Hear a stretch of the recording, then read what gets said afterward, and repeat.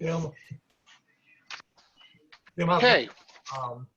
emergency just came up. I'm gonna have to go quiet for a minute. Okay, that's fine, Joe.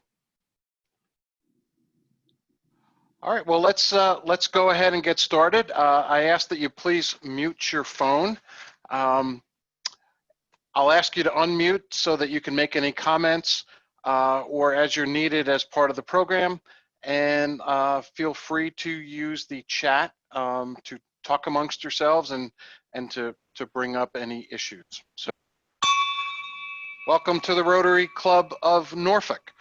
I will ask that we get started with music from Eleanor Schoonover.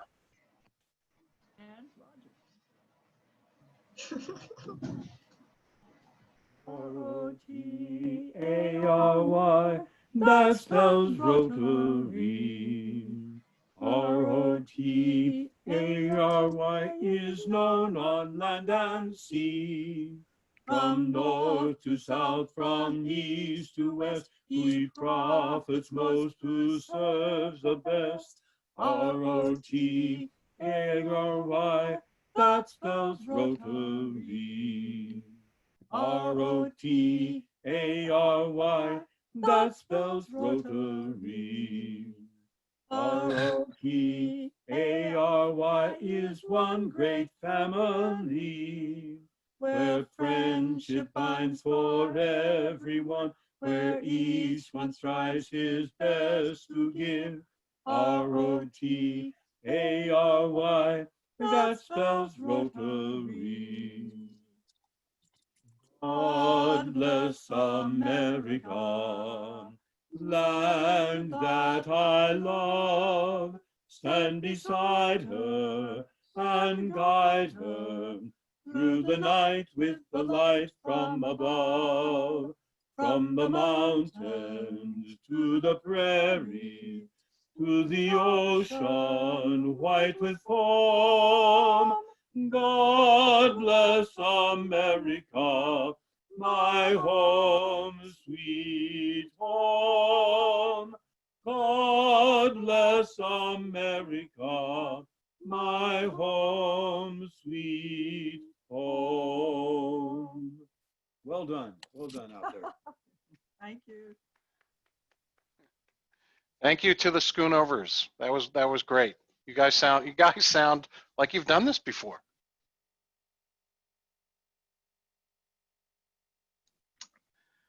Okay, and now if you will please join me in, hold on, let me get it here. Hold on one second.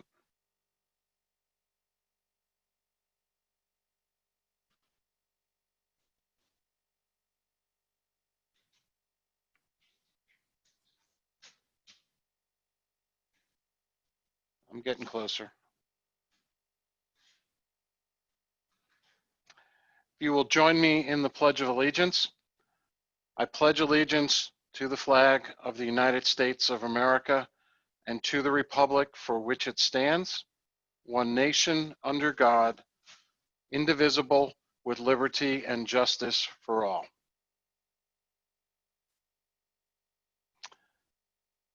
And now the four-way test of all the things we think, say, or do. Is it the truth? Is it fair to all concerned? Will it build goodwill and better friendships? And will it be beneficial to all concerned? And Bob Healy? Fun. Thank you, Bob. And now our invocation from Barry Kessler. Barry, please unmute. Thank you, sorry. If I could solicit someone to take next week's invocation, phone me, text me, email me, just let me know if you would be interested in next week's invocation. We praise God for the peace and protection we are given in our times of need. Help us, dear God, to lie down in peace and awaken us again, our sovereign, to life.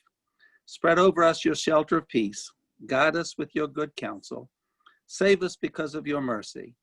Shield us from enemies and pestilence, from starvation, sword, and sorrow. Remove the evil forces that surround us.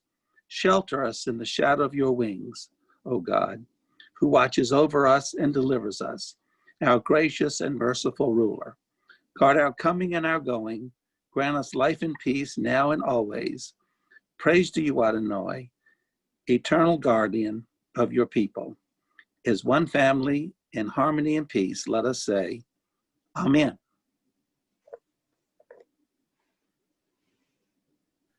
Amen. Thank you very much, Barry. Appreciate it. I think Joe Massey had to step out for a little bit. So introduction of guests. Chris, you have at least one guest. I know. I see Bob. Yeah, so Bob Bierman. Bob Bierman was a classmate of mine at Fuqua. He is a design engineer at CAT, as in the big caterpillar. And Bob, where do you live now? I'm in Peoria, Illinois. He's in Peoria, but that is the state of North Carolina, up on the wall behind. It is, yeah. It's home.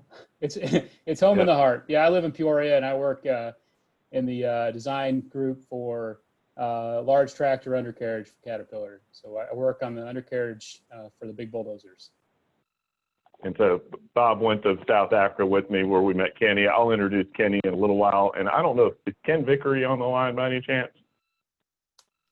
I did not see him. I didn't see him. There was he may join late.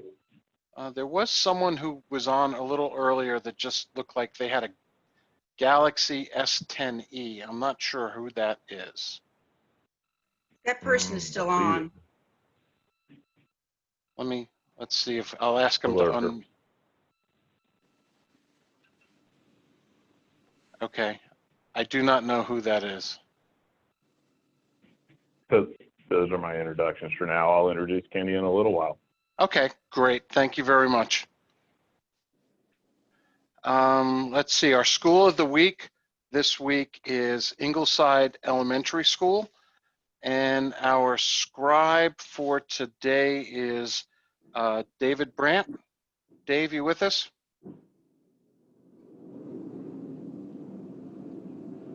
Okay, well, the good news is we're recording this, so we can we'll have a record of what we have. One of the next things I just wanted to share was we received a pretty neat thank you video from EVMS. As most of you are aware, they were a recipient. Video for Rosie. They were a recipient of a district grant that we had applied for and received. So let me get this up and running, and I will be right with you.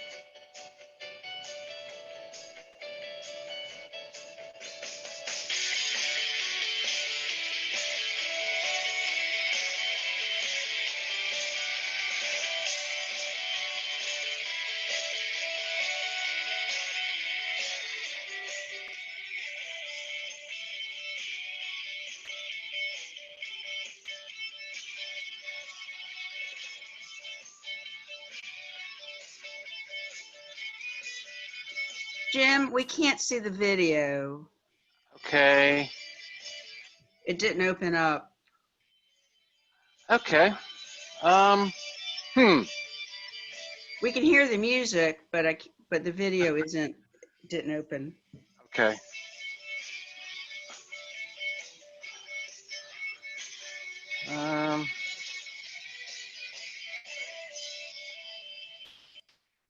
Let me try one more time.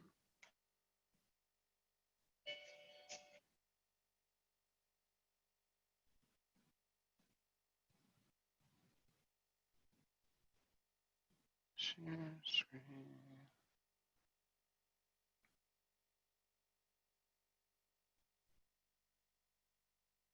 How's that? Looks good. Okay.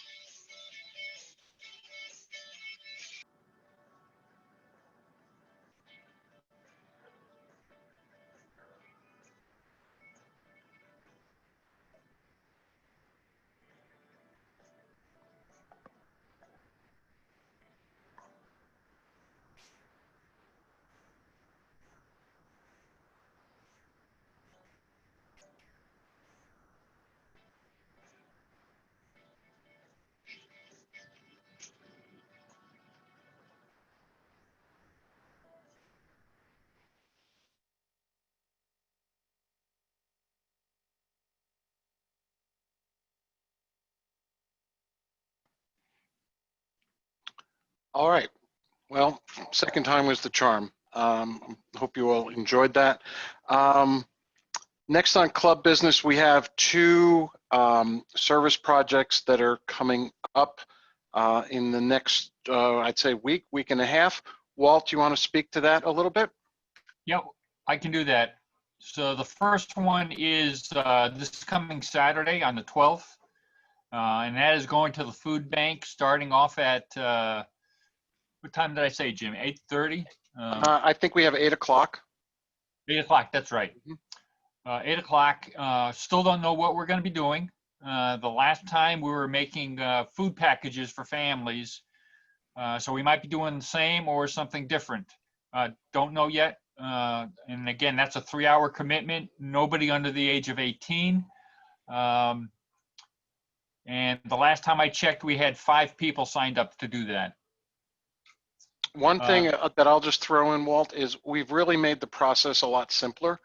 If you just go to our website and hit the link and just let us know you're coming, basically Walt does a lot of the hard work for you, especially if you've been a volunteer at the food bank prior. So I think there might be a couple more people there now, Walt, but you know, it really is a well-run operation, a well-run, safe operation, and a worthy endeavor. So I encourage you who have the ability to participate in that to join the club. Yeah, the only thing they ask us to do is make sure your shoes are closed-toed shoes and wear a mask. They provide the hand sanitizer and everything else we need when we process the food, whatever we're doing.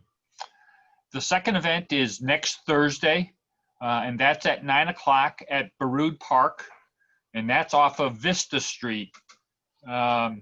When you input your the address of Baroud Park, which is I think 2540 Baroud Ave, it doesn't exactly take you to the park. So you're best off going off of Tidewater down to Vista, taking either right or left, depending on which way you're coming from, and going to Baroud Park. And it's probably a quarter-mile down Vista, so it's not bad. We'll meet at the tennis courts there, and again, we're going to pick up trash. We're going to do half the park, and they have another service group coming in that weekend to finish up the rest of the park. So in the course of just a few days, that entire park will be cleaned up because of the heavy traffic it's sustained over the last couple of weeks or months, because people wanted to get outside, and that's just a nice open area. It's got some pavilions that you can reserve for picnics. It's got some tennis courts. And I will make sure that I pick up the supplies at 8:30. And the supplies will include hand sanitizer, those tennis racket baggies, and anything else we might need, like pickup sticks. And I'll be there probably 8:45. Doesn't take very long to get there. So those are the two we have on tap, and we're working on a third to do thank you notes to EVMS, and Lori is working on that, and we'll probably do that the last weekend of the month, or last week of the month. At Jeff's place, he's got a conference room that he said we could use, so if people want to get together and kind of socialize while social distancing around a conference table, we should be able to do that. And that's all I have, Jim. Thanks, Walt. Appreciate it. The other thing that I just wanted to share, I'm going to attempt to screen share again, so bear with me, is we now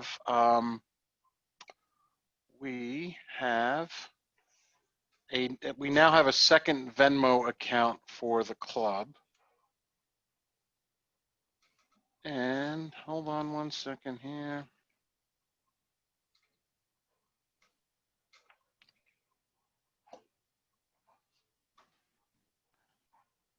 Okay, well, I'll just let you know. We now have two Venmo accounts, one for the Rotary Club of Norfolk, and that's really to be used for things like paying your dues, if there's tickets, if there's any fees involved. And that is, it's a Venmo, and if you're familiar with Venmo, you would use the @ sign Rotary Club of dash or hyphen Norfolk to pay things like that. We now also have we have one for Norfolk Rotary Charities, and that's for things such as Happy Bucks or such as making charitable contributions, and that is at Norfolk Rotary dash charities. So we do have two. We'll try to get them up on our website so that they're always available. But we had a request to have one that went direct to charities, and we were able to set that up. So if anyone has any questions about that, feel free to reach out to me, and we can help direct that. So speaking of fines and Happy Bucks, who has some good news for us? I do, Jim. Go ahead, Chris. I'd like to offer some Happy Bucks for our Army's big win, but also for Virginia Beach Public Schools getting their internet fixed today for the first day of school. Thank you very much, Chris. Appreciate that. For those of you who are not aware, Chris is referring to Army's 42-0 victory over Middle Tennessee on opening day at Mikey Stadium. So oddly enough, strangely enough, and it's probably true at the Naval Academy also, those are some of the only collegiate games where some fans are being allowed into. The Corps of Cadets was actually at the game, socially distanced throughout the entire stadium. It was kind of funny looking, but at least the student body got to see the game. Who else has some Happy Bucks for us?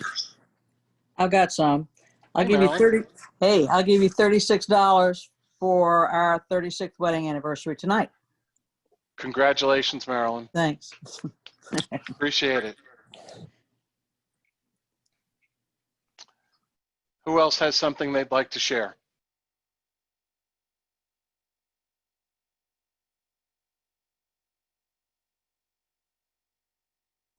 Sally, are you speaking?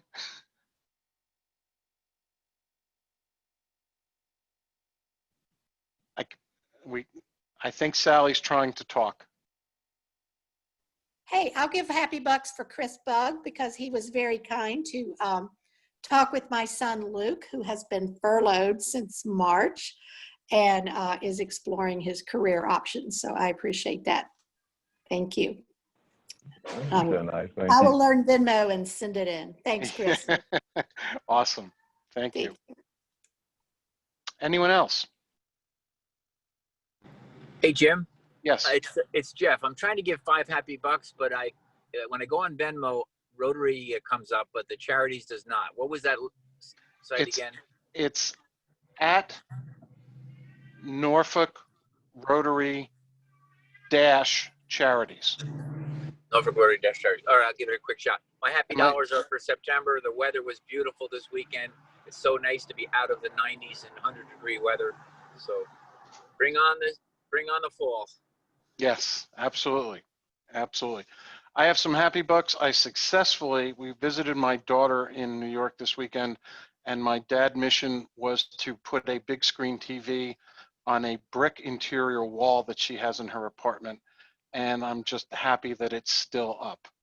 So it was successful and it's up. So I will send some Happy Bucks for that. Jim, I'll give you some money on Venmo I have 2 kids starting in the Chesapeake school system today. So we're up and running. So Good.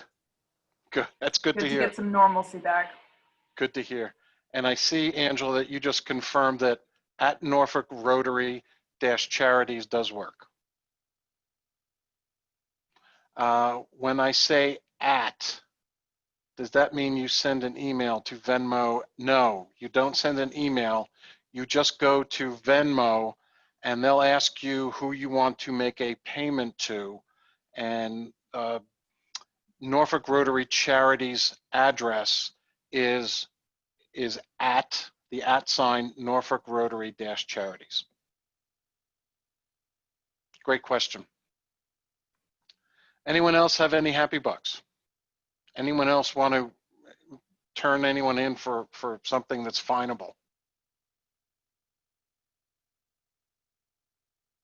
Mark Shaw, I almost want to fine you for having that grin on your face right now.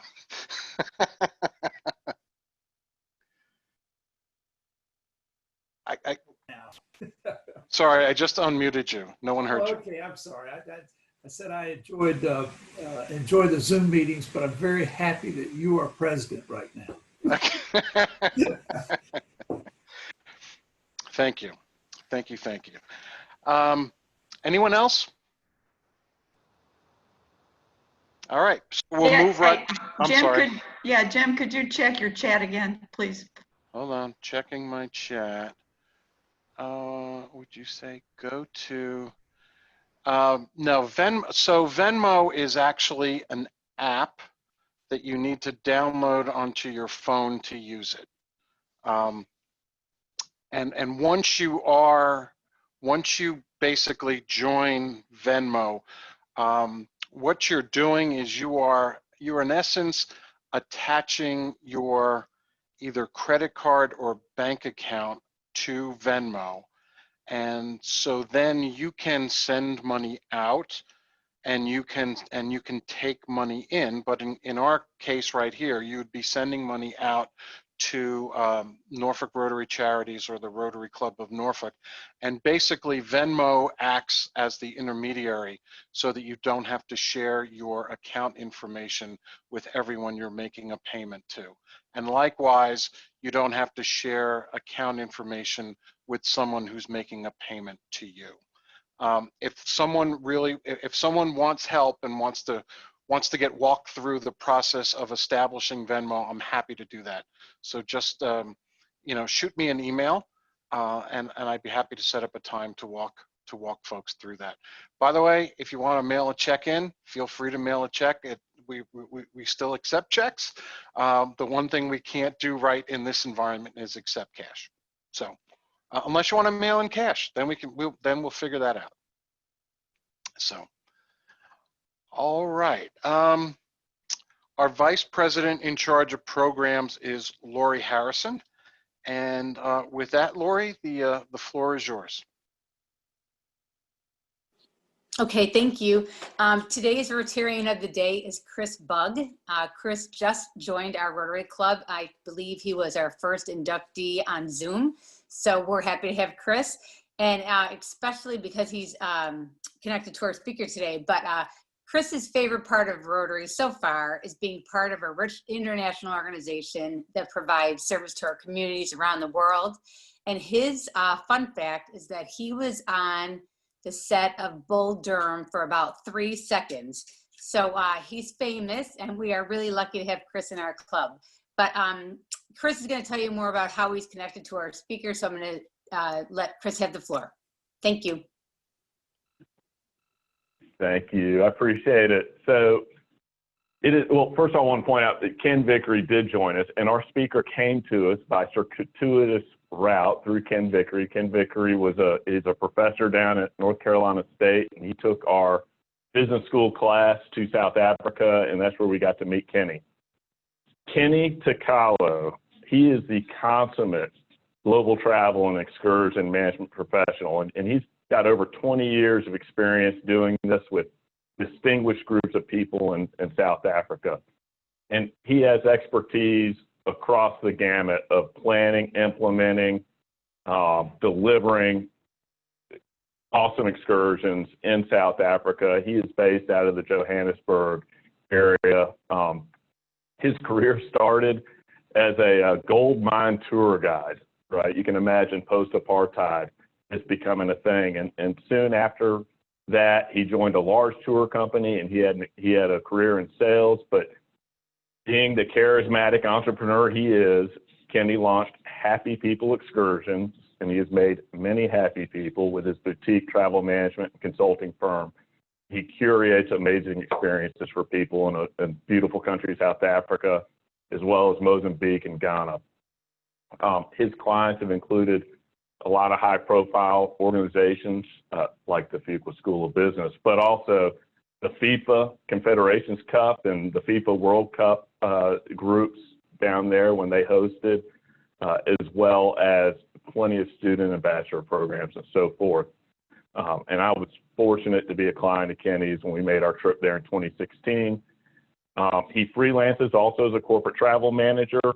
Kenny has a passion for storytelling. He is one of the most charismatic storytellers I've ever met. The internet's about as reliable as the electricity in South Africa right now. And so I have Kenny on the phone. You'll be able to hear him, and he's going to tell us a bit of his story. Kenny and I were both born in 1974, so it was a good year for Gen Xers. All right, 1974. As many of you know, apartheid ended in South Africa in 1994. So, Kenny spent the formative years of his life growing up in apartheid, and then, his maturing years of his life, right, transitioning through apartheid. And so this is all, obviously a very important part of his life. And so it's my pleasure to introduce Kenny. I will share my screen to throw a couple pictures up, but Kenny, the floor is yours, my friend.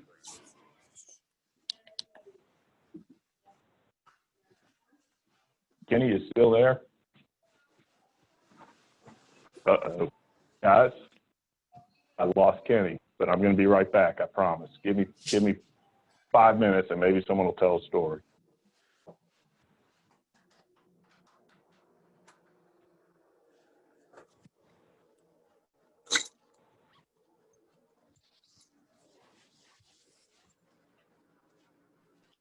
Ken Vickery, I was told that you were Plan B.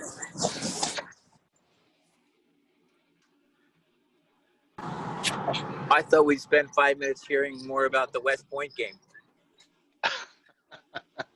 Hold on, I'm going to ask Ken to unmute.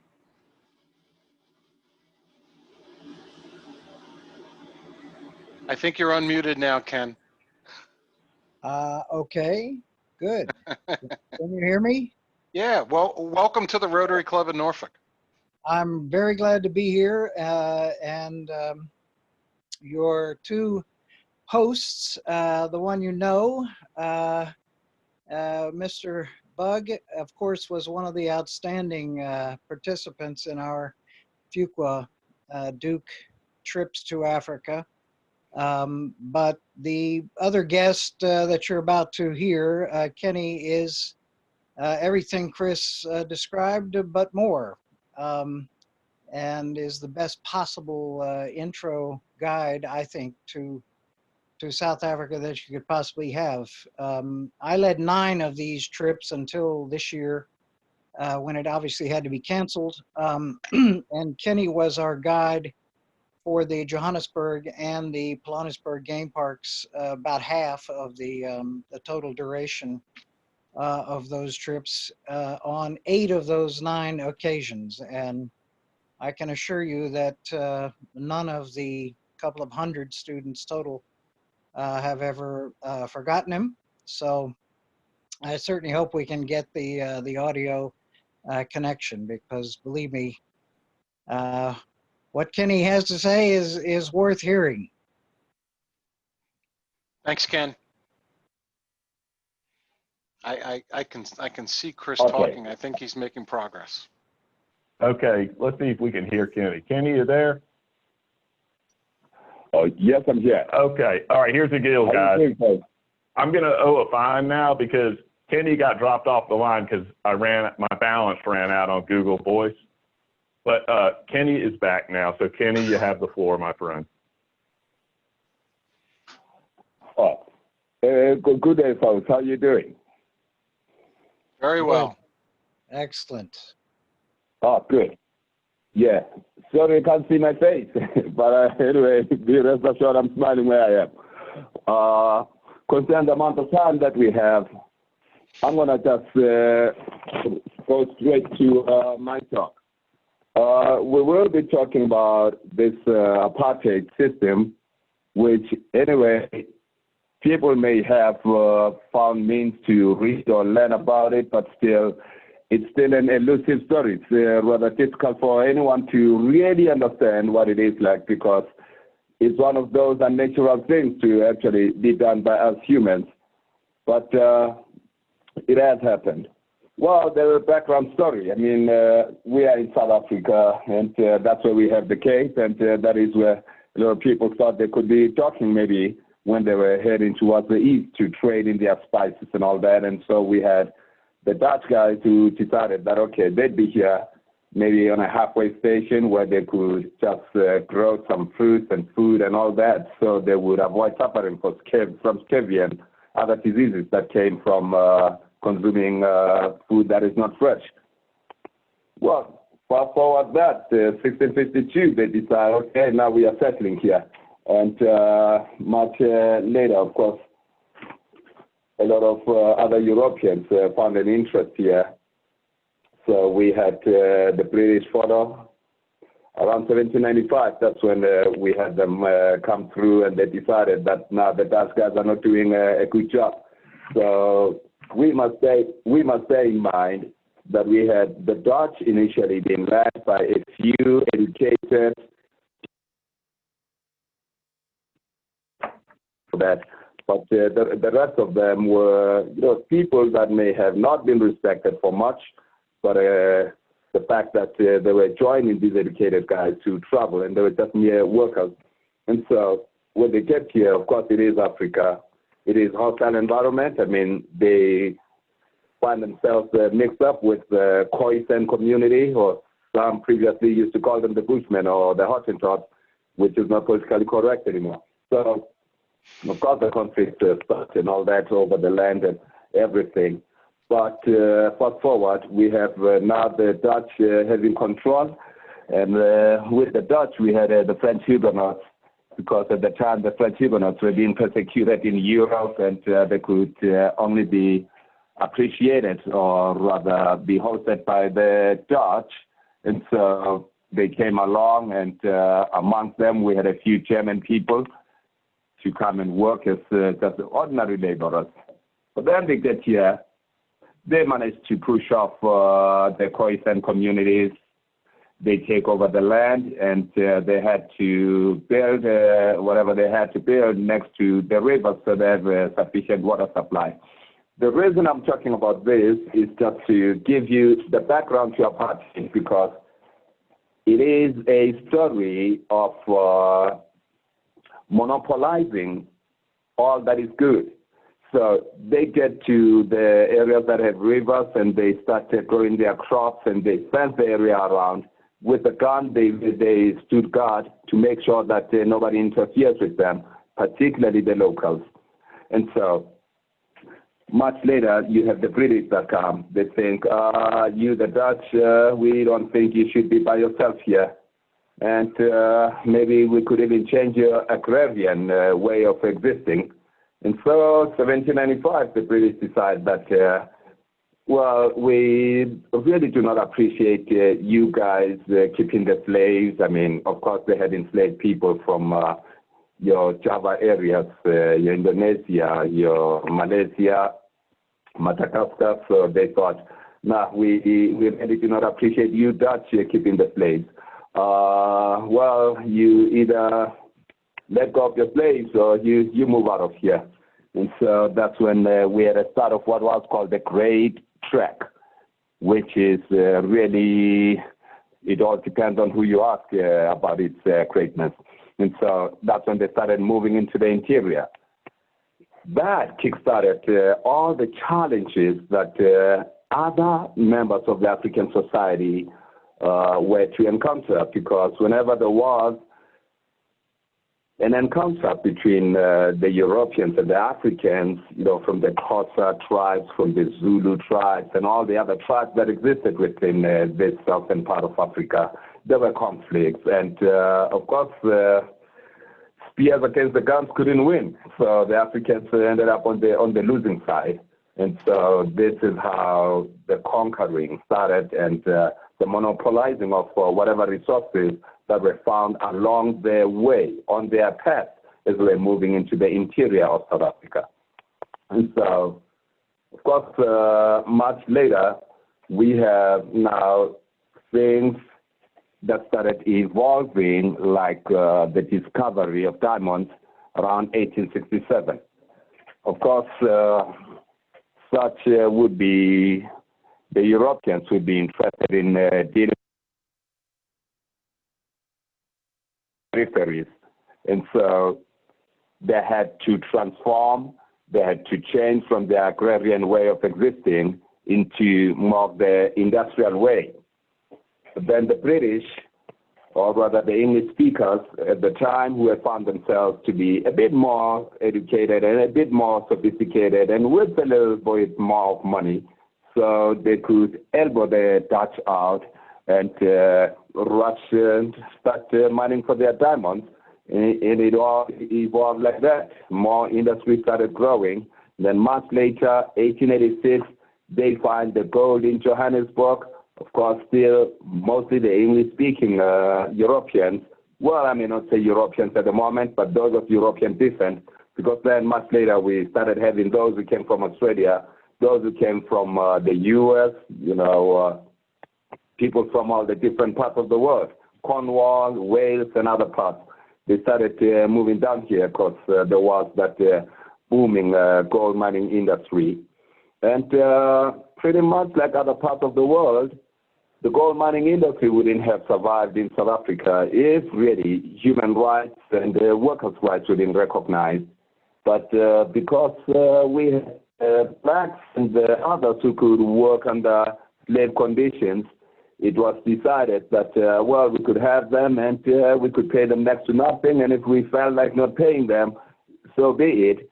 And so more and more blacks were being brought in. And, of course, the white workforce couldn't be competition to the blacks because the cost of the white laborer was 10 times the cost of the black laborer at the time. And so they grew, and it wasn't only restricted on the gold mines, it was on other industries that followed, because gold mining industry kickstarted multiple other industries. But there was a constant competition between the large European groups that we had, mainly those of a Dutch background mixed with the Germans and as well as the French.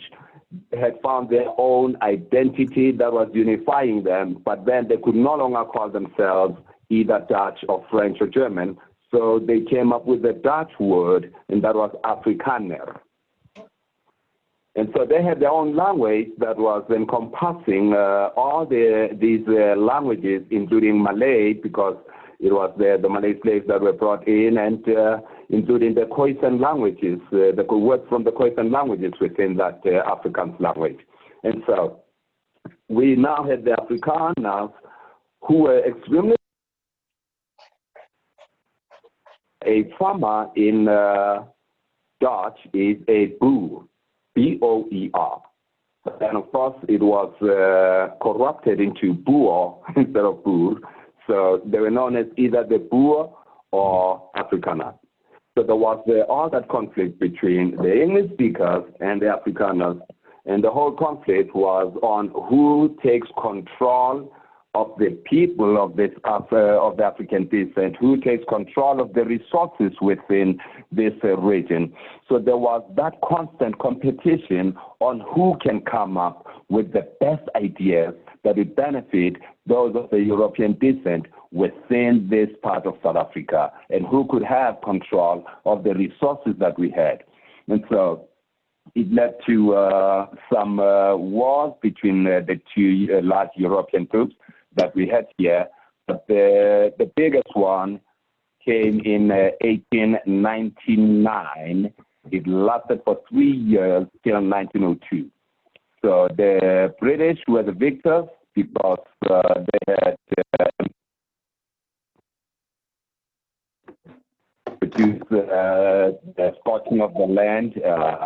He killed the livestock of the Afrikaners just to weaken them, just to make sure that they are poor, and just to make sure that the poor women and children could not transport ammunition and food and all the other supplies to the poor males who were engaged in that war. So he rounded up Afrikaner women and children, well, and not exclusively them, but also a lot of black women and children as well. And they were taken to the concentration camps. Yes, concentration camps where many of them died.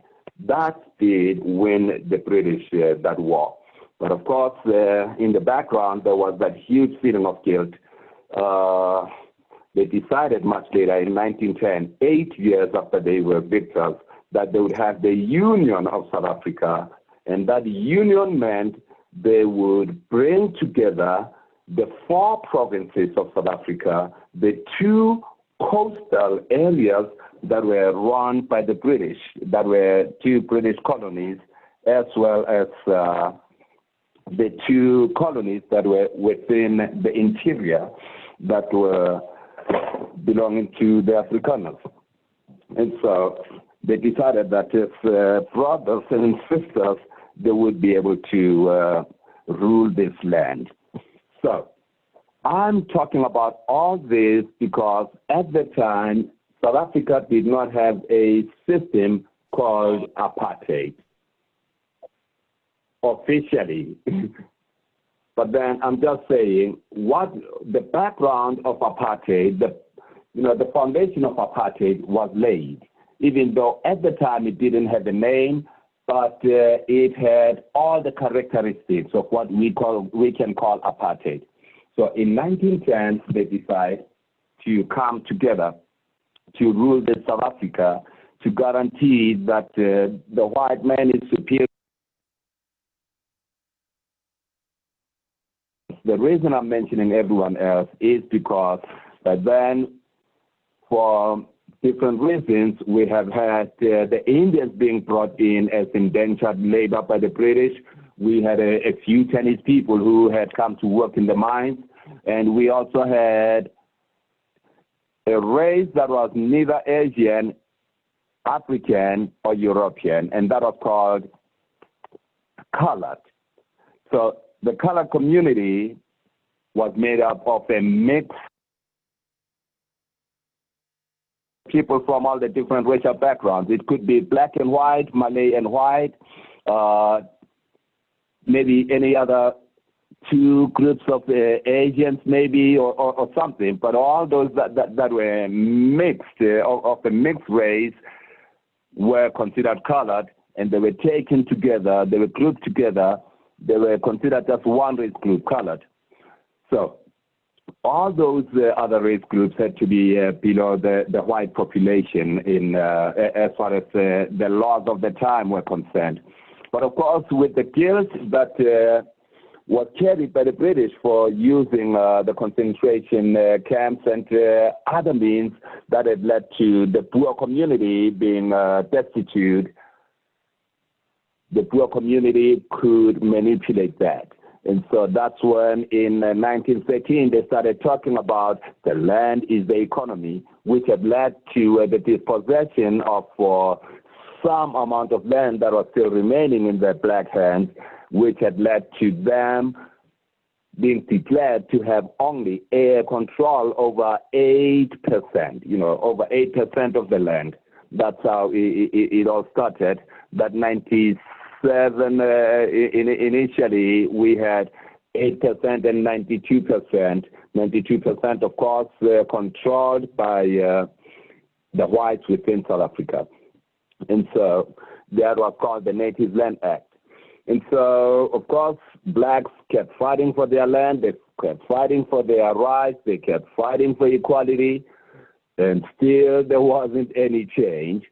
So we can fast forward it to the wars that came. We had the First World War, everyone was conscripted, blacks, whites, all the males were sent to that war. I mean, we had 800 black men who died on the Mendy ship. At the time, and they're not really mentioned on many different texts that you would find out there mentioned in that war. So much later, we had the Second World War, but you had the Boer leaders who were saying, since our civil war in South Africa, we have been destitute. So it means the English run South Africa is not meant to benefit us, because even this land that we were given, yes, we are farmers, we're getting more land to farm and all that, but we are not improving. And so we will not allow ourselves to fight in another war where we are not benefiting. That's one. if they want South Africa to support the war, one, we will not allow ourselves to be drafted into that. So let it be by choice. And not only that we choose as to whether we fight in that war, but we choose as well as to which side we are going to fight. So this is how you found some South Africans who fought on the Nazi side. So you had brothers facing each other. That's how much maybe they didn't really like each other. Or it is those who felt that we do have the German heritage and we cannot allow Germany to lose. And so during that time, the very arrogant people who were leaning on the side of the English were only focusing on the war. They didn't focus much on the local politics because they knew that everyone depended on them as the sophisticated, educated ones, and no one was going to elect anyone from the Afrikaner side to try and lead this country. But that's when they dropped the ball, because a few of the Afrikaner intellectuals started campaigning, saying, hey, you see, they're busy in that war, they've forgotten about us, they're spending money there instead of on us and all that. And so they were garnering support. Come the end of the Second World War, a little later than that, 1948, we have elections in South Africa. And the people that were not thought or imagined they would win elections, yes, they did win the elections, a large number of them. To see the big change, because their power was now on their hands and they could apply things as they wanted. So, folks, these are people who were very Calvinistic in their thinking. They used the Bible in their own very interesting way. And so they believe that there was a promised land, and now they have gotten to the promised land, and no one was going to remove them from the promised land. The only thing was their promised land had to be renamed or had to be named apartheid. So that is the system that they had now named after it had existed for hundreds of years without a name. So they said apartheid, and that's when they introduced all the laws that would guarantee that white exclusive, depending now on the pigmentation, people would be awarded certain privileges. So since those who were the lightest were the whites, and second to them would be the Asians, so the Asians wouldn't be equal to whites, but they'd be above everyone else. And then below the Asians, we had the colors, and then below the colors, we had the blacks, and below the blacks, we had no one. And so that's basically that apartheid. Are you still there? Yep, we're here, man. Okay. So now we had people who were thinking that we have a long history of African kings that were fighting against this apartheid, trying to dismantle it. But then now we have a few of the African people who have received an education from the English or the British missionaries. They started thinking there could be a different approach here. So we can't be going to them with our spears and all that. Let's try talking to them, and they've chosen delegates to go to England and influence over the whites who were in South Africa to sit with these guys on the table and negotiate at least for equality. And it kept evolving till we had the generation of your Mandelas, and of course they had to think about a new strategy because peaceful means were not showing any results, and they started thinking of sabotage, blowing up the electrical pylons, the post office and all that to disrupt the services and everything.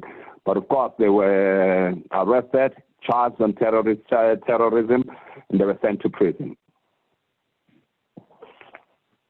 We fast forward to 1994, Mandela becomes a free man, but that was not only him. All were excited. We are now having the new South Africa, as we named it. We have democracy, where we were going to guarantee that people would be equal and all that. And so I think this is where I can just leave it and just open, because I know you would have a lot of questions. Then I can just open more to the story based on the questions that you have. I'll kick it off, Kenny. What's your biggest disappointment since 1994? I mean, in 1994, you must have been overjoyed. You overcame something your ancestors for centuries, they were repressed. Yes. What's been the biggest disappointment since? So, which is rather interesting. I was not really as overjoyed, because the one thing that is important, Chris, is to acknowledge that the declaration, if we can declare people free, that is it may be the last, but it is an act of oppression too. And so, because we were existing on adrenaline, and now it meant that, okay, now this oppressive system is gone and all that, we could then become human. Then that's when we started feeling. And so it's like that's when, all that we had experienced, we started feeling it now, because we were no longer running on adrenaline. But of course, I had anxiety. I mean, I think I'm one of the very few black people that didn't vote for Mandela at the time, and not because I didn't respect him or I didn't like him or anything. I was just thinking of the future, and I thought I cannot start the new South Africa with a one-party state. So I just wanted multi-party participation within this new democratic state. But I had some hopes, because as youth, we thought that we would be able to prioritize education as soon as there is some amount of power in our hands. We'd be able to build a lot of positives. We'd be able to elevate black people in their masses and all that. And I guess that was purely because we had too much faith in human nature, because at the time we had assumed that we have fellow brothers and maybe they could be as generous in the spirit of rebuilding. Of course, naturally, we respect some kind of generosity for those who had the economy in their hands. But then maybe if there is some disappointment, it is in their lack of acknowledgement of the price that was paid for everyone's freedom, including their own, and with them not always willing to actually contribute towards this new nation building. And so that is the one part where I can say I was a little disappointed. And on the other hand, I got disappointed by those who had labeled themselves the servants of the people, the leaders of the movement, the liberators and all that, who unfortunately became pretty corrupt. And so we had missed out as a result of the environment. Their voice is shut down, because those who want to be corrupt and acquire wealth in corrupt means would shout the loudest.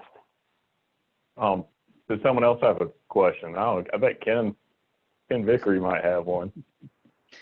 Oh, hi, Kenny. Sawubona. Hey, Sawubona, Ken. How you doing? I'm doing great, pal.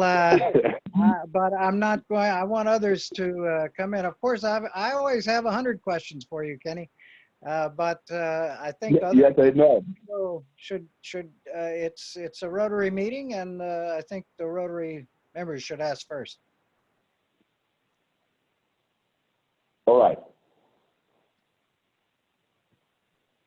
Who else has a question about transition from apartheid to of democracy. Well, yeah, I have a question. How does Kenny, the struggle that you have experienced in South Africa compare to what we've recently seen here in the States with the Black Lives Matters movement? Well, I can say it differs in so many different ways. One is that the KKK in South Africa didn't have to wear the masks, but they showed their face aspect. And number two, in South Africa, blacks are a majority, and so they always pose a threat. And in order to control a majority, they had to employ the cruelest of the tactics. They had to be as cruel as possible so that they can be able to fast forward that to today. We had our police force being weakened because we tried to move away from the kind of police force that we had at the time, and we introduced a lot of different laws that were to protect the masses against the police, even though here and there there's still that some characteristics of the old police force where they use excessive force and all that. But we have a lot of laws that are meant to protect the people. And so it's a lot of the police, the members of the police services would be black, for now. And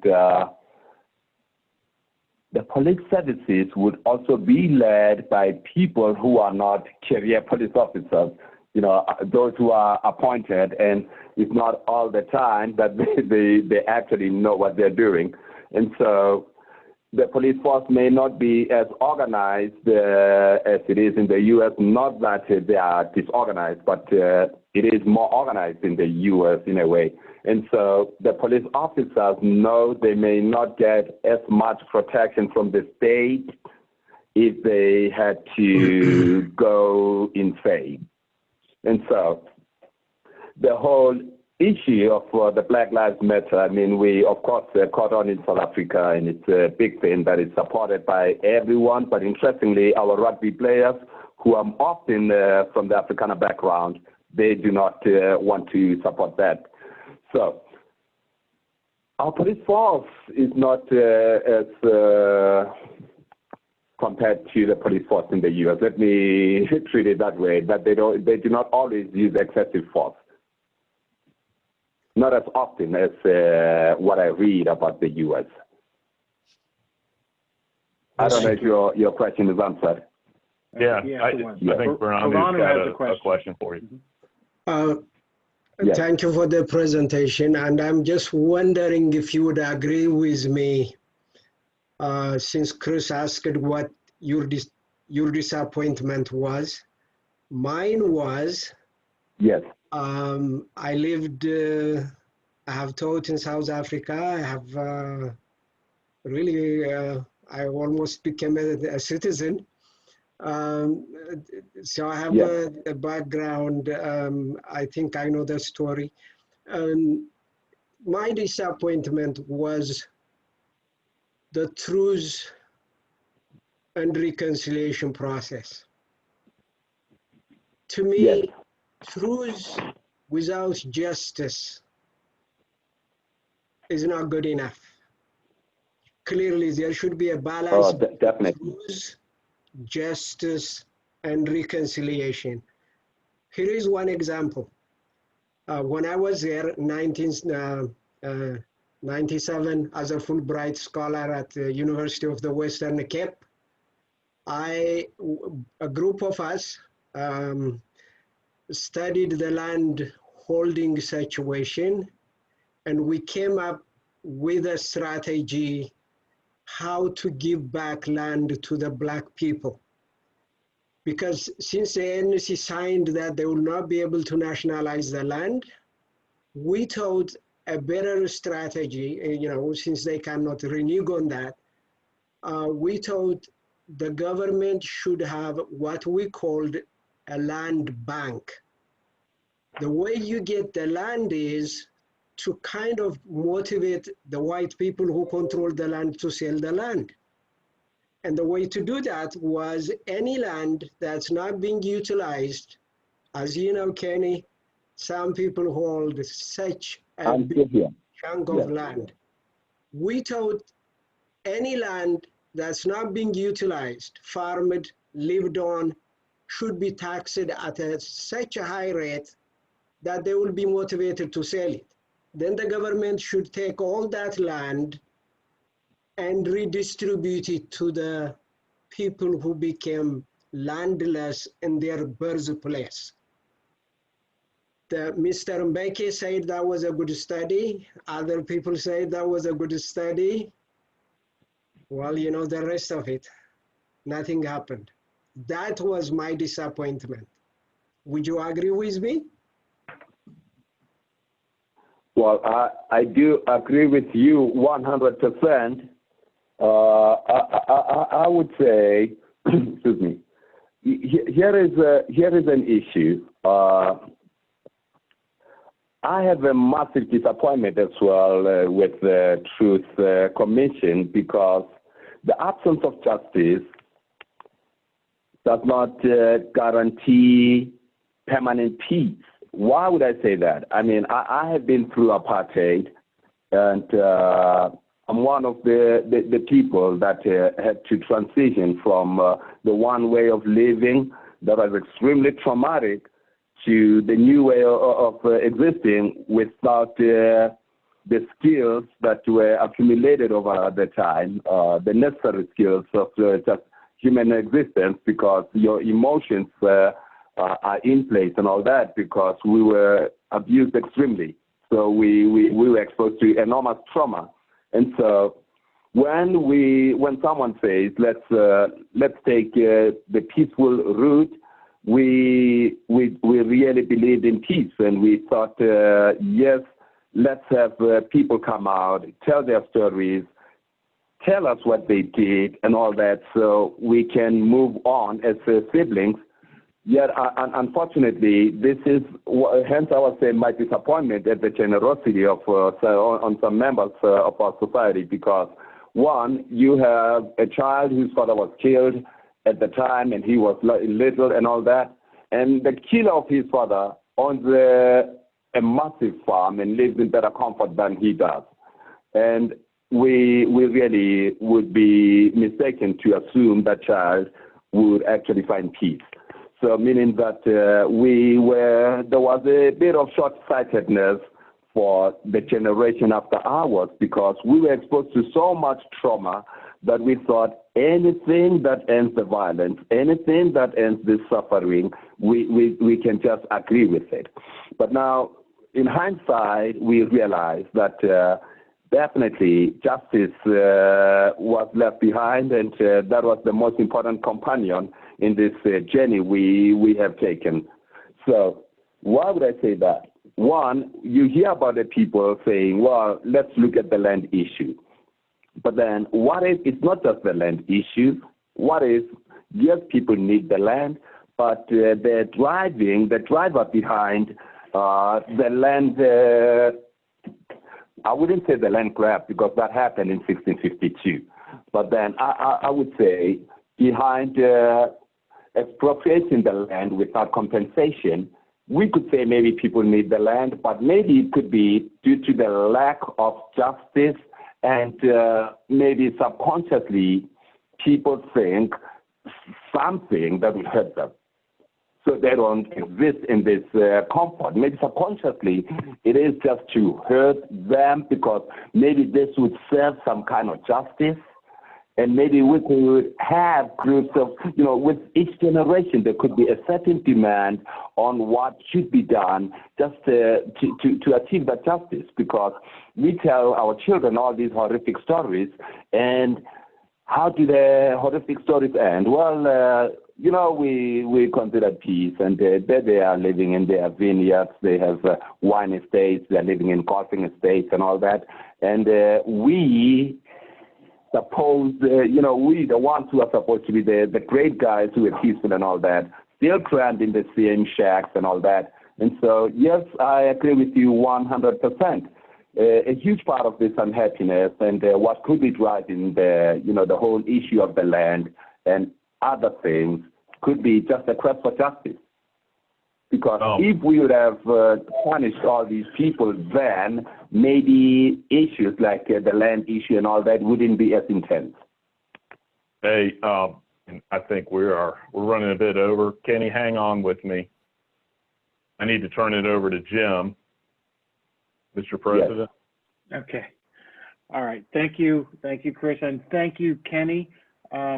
We really appreciated your words and enlightening us on what's been going on in South Africa and maybe some lessons that we can take from that on what's happening in our own country. We really appreciate you joining us. And one of the things that we do, because we are a club that is committed to childhood literacy, is we give a book to the school of the week. In this case, it's Ingleside Elementary School here in Norfolk, Virginia, and we give them a book in your honor. So in Ingleside Elementary School will be a book with an inscription commemorating you speaking to the Rotary Club of Norfolk today. And we appreciate you joining us. We wish you all the best.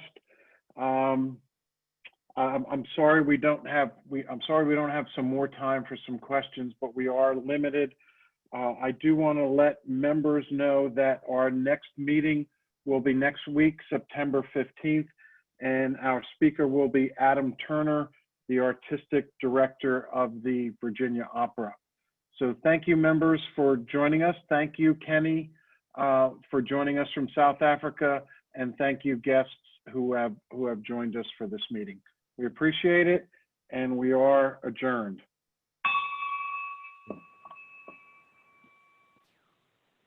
Thanks, Kenny. Thanks, everyone. Thank you. Kenny. You're welcome. Thank you. Yeah, talk to you later. Kenny, hey, Kenny, what do we have to learn? I think it's one of the interesting things is, we've got political discontent here like we've never had. Yes. We got two parties that are it's like 50-50. Should we be glad that we have political animosity and that we don't have one party rule? Well, that's always better. However, the U.S. almost has one party rule.